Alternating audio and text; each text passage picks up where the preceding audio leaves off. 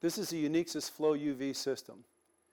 This allows the researcher to look at wavelengths between 200 and 1100 nanometers at high pressure in a flow chemistry system.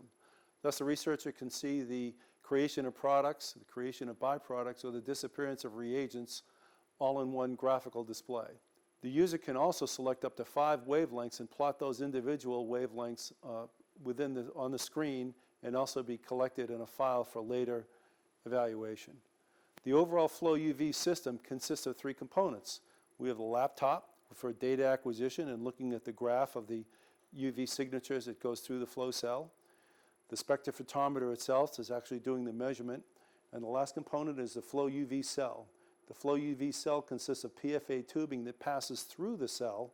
It does not wet the metal housing at all, and the incipient and receiving electrical connections that go back to the UV spectrophotometer.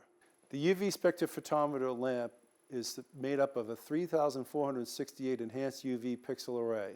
The PFA tubing has the ability to handle 30 bar of pressure. The UV spectrophotometer communicates with the laptop through a dedicated Wi-Fi router. The screen for the laptop has several points of interest. One is at the top is a total UV signature from 200 to 1100 nanometers of everything that you're looking at. The bottom screen shows the 5 user-selected wavelengths, and these will operate in a few minutes, that are set through these buttons over here. So in essence, you're able to follow whatever wavelength that you like, up to 5 of them, and this is also collected in a file for export later. Up here is a strobe intensity light, so you can change that from 0 to 100%. This is a relatively benign solvent, so we have it set down at 15%.